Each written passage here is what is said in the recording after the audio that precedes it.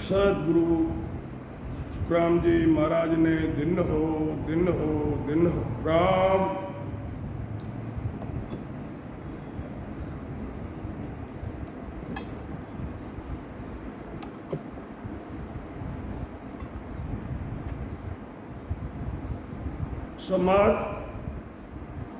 समाज का भाग 4, समाज भाग 4। सदगुरु सुखराम जी महाराज ने दिन हो दिन हो दिन हो।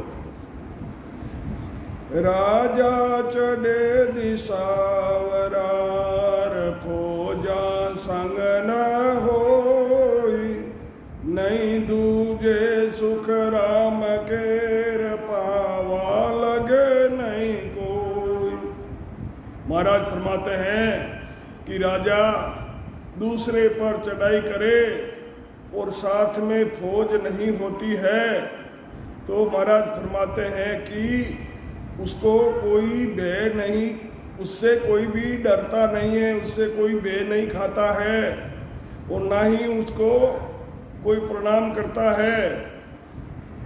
आगे महाराज फरमाते हैं करणी संग फौजा रहे, निवे भूपई में जोई, तब सारा सुख राम केर सुर नर दूजे लोई।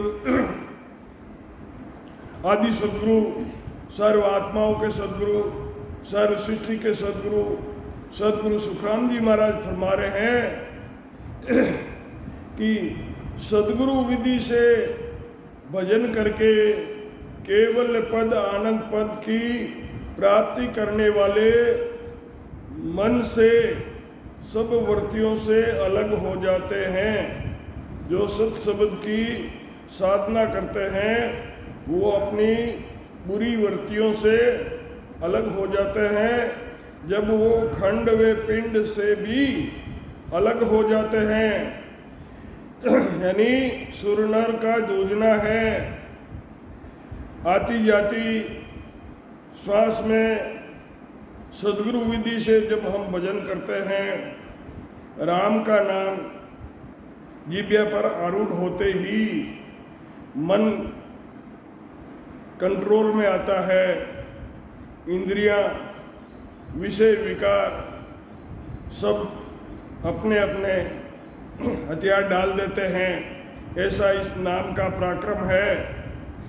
राम नाम आप जैसे ही चालू करोगे सारी बुरी जो वृत्तियां हैं वो सब अपने अपने हथियार नीचे डाल देते हैं और भजन में उनको लगना पड़ता है। तो सभी भाई बहन सदगुरु विधि से सत्सबद की साधना हर रोज नियम अनुसार करें। हाकम संग फौजा चढ़े, फिर बाजे निशान, तब सारा सुख राम केर सन्मुख मिलिया आण। महाराज फरमाते हैं कि सुरत और नृत्य में मन लगाकर भजन करने से शब्द आगे बढ़ता है। महाराज फरमाते हैं कि सब वश में हो जाते हैं, यही सन्मुख आकर मिलना है। सब वृत्तियां भजन में साथ देने लगती है।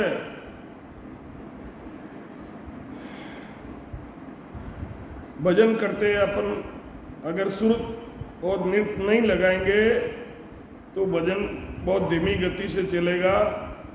इसका सूक्ष्म वेद नाम है। सूक्ष्म यानी बहुत बारीक, तो बारीकी से ही ध्यान करना चाहिए। अंदर बहुत ही बारीकी से शब्द को सुनो, शब्द को समझो, सुरत नृत्य लगाओ। तो सूक्ष्म वेद को सूक्ष्म बुद्धि से ही साधना करनी चाहिए। कागद मिले गढ़ पर चढ़ेर, ताकू लगे नहीं लखे नहीं कोई, आई विद सुख राम केर केवल को गर होई। महाराज फरमाते हैं कि केवल का ज्ञान प्राप्त होकर के केवल पद की प्राप्ति करने वालों को कोई नहीं देखता है। महाराज फरमाते हैं कि ये विधि केवल के घर की है। जैसे किसी को ले जाकर राजा बना देते हैं, उसको कोई जानता भी नहीं है। अब आगे महाराज फरमाते हैं कि चढ़िया ढोल बजाए के तिण में फेरन सार केवल की सुख राम कहेर सायब जानन हार। महाराज फरमाते हैं कि शब्द के साथ साधना करके चढ़ना ही ढोल बजाकर चढ़े हैं, इसमें कोई फेर फार नहीं है। महाराज फरमाते हैं कि केवल पद प्राप्ति की तो सायब ही जानते हैं। क्या जानू पोरो नहीं के कुछ करनी रो फेर चढ़ियो तो सुख राम केर सुध बुध पाचूंगेर। महाराज फरमाते हैं इस समय तो केवल ज्ञान का प्रकट नहीं होना ही पोरा नहीं है। उस समय पोरा यानी पोरा समय को कहते हैं पहरा, केवल का पहरा नहीं है पोरा। तो महाराज फरमाते इस समय तो केवल ज्ञान का प्रकट नहीं होना ही पोरा नहीं है। उस समय की करणियों में वे इस समय की करणियों में बड़ा अंतर है। इसलिए केवल ज्ञान प्रकट नहीं होता, क्योंकि पहले सद्गुरु विधि नहीं थी और सद्गुरु विधि के बगैर सत्संग की जागृति नहीं होती है। महाराज फरमाते हैं कि भजन की जानकारी करो और भजन करने का निश्चय करके 5 प्राणों और 5 तत्वों से अलग होकर ऊपर चढ़ो। आगे महाराज फरमाते हैं आकसर सूझे नहीं ज्ञान के वे समझाई सुख दुख सो सुख राम केर क्यों मन गोता खाई। महाराज फरमाते हैं कि सद्गुरु विधि से ज्ञान को समझकर और समझने के बाद सद्गुरु विधि से सत्संग का साधन कर उस पद की प्राप्ति की जा सकती है। महाराज फरमाते हैं कि जो सुख दुख का अनुभव कर रहा है ये कसर समझ में नहीं आ रही है। आगे महाराज फरमाते हैं कल युग केवल नाम हेर ओ हम कियो विचार पूंता हंसा सुख राम केर सागई मोक्ष द्वार। महाराज फरमाते हैं कि कलयुग में सद्गुरु विधि से भजन करके केवल नाम यानी नए अक्षर की जागृति करके जो आत्म चेतन पर प्रकट होता है सत्य शब्द, उस सत्य शब्द के साथ जाकर केवल पद आनंद पद की प्राप्ति करना ही मोक्ष प्राप्ति करना है। सिद्ध शीला देखी सही ताको यो उन्मान पंखी पर सुख राम केर तासू जीनी जान। महाराज फरमाते हैं कि ब्रह्मांड के ऊपर शब्द का अदर अनुभव होता है।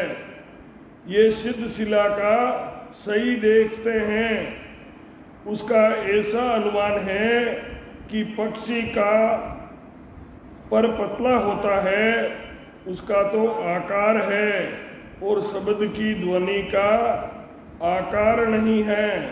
शब्द की ध्वनि का कोई आकार नहीं है, ये निराकार है, शब्द निराकार है। इसलिए उससे भी इसको जीना बताया है। चोड़ी चौदे लोक मेर सब आया उन हेठ, वहाँ फोड़िया सुख राम केर वे सायब सुंदे। सिलसिला चोड़ी 14 लोग उसके नीचे आए हुए हैं। सब वो माथे से फोड़ना शुक्राम के, वो सिलसिला फोड़ने के बाद, सिलसिला पार करने के बाद परमात्मा से भेंट होती है। चोड़ी 14 लोक मेर सब आयो उन हेठ, वहाँ फोड़िया सुख राम केर वे सायब सुंदेट। महाराज फरमाते हैं कि खंड पिंड ब्रह्मांड, खंड पिंड ब्रह्मांड 3 लोक 14 भवन के ऊपर सत शब्द अनुभव हो रहा है। यही सब आया उन हेटे है।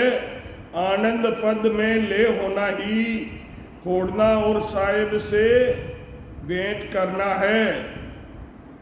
इन उन मानज पातड़ीर ओ रंग ऐसो गाट, चांदी से ती सुख राम केर तासक सुन घर जाट। महाराज फरमाते हैं कि ऐसी पतली सी वो सिद्धशिला है और रंग ऐसो घाट, चांदी के जैसे कलर की, तासक के समान, जो तासक होती है, तासक सुन गट जाट, ऐसे गोल गोल गट चांदी के कलर की, उस तरीके की ये सिलसिला है। इस अनुमान से भी पतली वे ऐसा रंग है, ऐसा गाढ़ सिलसिला का है। महाराज फरमाते हैं कि जैसे चांदी सफ़ेद होती है वैसे ही वो शुद्ध ज्ञान है, वो गोड़ दृष्टि है, इसलिए तासक की उपमा दी गई है। गोड़ गट दर से सही खूणो एक न होय, सिद्धशिला सुख राम केर ऐसी दर से मोय। महाराज फरमाते हैं कि शब्द गोड़ गट दरसता है, सत शब्द गोड़ गट दरसता है, इसलिए उसके कोई कोना नहीं है। महाराज फरमाते हैं कि सिद्धशिला मुझे ऐसी दिख रही है। अब आगे महाराज फरमाते हैं कि वाह माता सो फोड़नीर दूजो नहीं उपाय, सूरा सुख राम केर वा अटकाना आय। महाराज फरमाते हैं कि वो सिद्धशिला माथे से फोड़नी है, उसका कोई और दूसरा उपाय नहीं है। सूरवीर संत सुखराम के वहाँ आके अटक रहे हैं। उस पद के अखंड ध्यान का अनुभव करना ही माथे से फोड़कर निकलना है। महाराज फरमाते हैं कि सदगुरु विधि से भजन करते हुए भी उस पद की प्राप्ति नहीं करना ही सूरवीर संत का अटकना है। वातो पाछो बावड़े वाते पाछो बावड़े रे उल्टा आवे जान, सात सुर सुख राम के जा सुख माणे आण। वहाँ से ध्यान हटने पर सातों इंद्रियों के सुख का अनुभव करता है।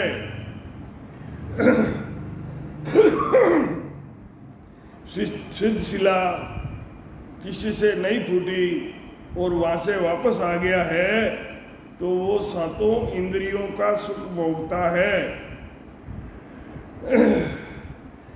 या सुखा बोला पार बिन, छाड़े नहीं हंस धाम। बड़ भागी सुख राम के, सो जन लागे काम। महाराज फरमाते हैं कि यहाँ के सुखों का कोई पार नहीं है। इस धाम को हंस छोड़ना ही नहीं चाहता है। महाराज फरमाते हैं कि जो भाग्यशाली होते हैं, जिनका सौभाग्य होता है, वही इन सुखों की कामना छोड़ते हैं। इंद्रियों की जो कामनाएं, सुखों की कामना करते हैं, जो भाग्यशाली होते हैं, वो इन इंद्रियों के सुखों की कामना का त्याग करते हैं। सिद्ध शीला को फोड़ के चढ़िया संत सदीर, आविद सुख राम केर, हंसो सायर तीर। अब महाराज फरमाते हैं कि समझदार संत ही केवल पद से आनंद पद की प्राप्ति करते हैं। महाराज फरमाते हैं कि केवल पद तो सुन सागर की तीर है, वे आनंद पद में ले होनाई सुख सुन सागर में, सुन सागर के अंदर समाना है। जो वासे आगो निसरे, तो अब वार न पार, निर्बेसो सुख राम केर, बेटो हंस विचार। महाराज फरमाते हैं केवल पद से आनंद पद में ले होने पर उसका कोई वार पार नहीं है। वहाँ सुख ही सुख है, आनंद ही आनंद है, उसका कोई वार पार नहीं है। यही निर्भय होता है, वे हंस का विचार करके बैठता है। दिन दिन हंस वे दूबड़ो, दिन दिन हंस वे दूबड़ो, रखिण पड़े सब दे, था के मन सुख राम केर, केवल पाचू ए। महाराज फरमाते हैं कि ध्यान करते करते जो जो ध्यान आनंद पद में ले होता है, यही क्षीण पड़े सब देह, मन और पांचों तत्वों के प्राणों से भी अलग हो जाते हैं। तो मन पकड़ में आया हुआ होता है, पांच विषय, पांच तत्व सब भजन में लगे रहते हैं। जो सूरज का तेज सूर पाड़ो, गले विचार, उन दाम सुन सुख राम केर, हंसा सिर आमार। महाराज फरमाते हैं कि जैसे सूरज के तेज से पाड़ा यानी बर्फ गल जाती है, पानी पर बनकर बह जाता है, ऐसे ही शब्द का आनंद पद में ले होकर लुप्त हो जाना है। यही हंसों के सिर पर मार है। काम, क्रोध, लोभ, लालच, तृष्णा, ये सब 7 धातुएं वहां से पानी बनके बह जाती है। जे तो गले ते तो मिलेर, पल पल निभतो थाय, यूं हंसो सुख राम केर, दिन दिन पलटे जाय। महाराज फरमाते हैं कि केवल के पद में ध्यान करते करते जो जो केवल में मिलता है, यही पल पल निवना है। महाराज फरमाते हैं कि हंस ध्यान करता करता उसके अंदर ले हो जाता है और यही अंग पलट जाता है। सिद्ध शीला पर बेसरे, थोड़ी देर विचार, सब हंसो सुख राम केर, भूलो सुध बुधलार। केवल पद में पहुंचकर थोड़ी देर विचार करने पर महाराज फरमाते हैं कि हंस को पीछे के स्थान याद नहीं आते हैं। जो पीछे स्थान छूट गए हैं वो हंसों को याद नहीं आते हैं। सदगुरु सुखराम जी महाराज ने दिन हो दिन राम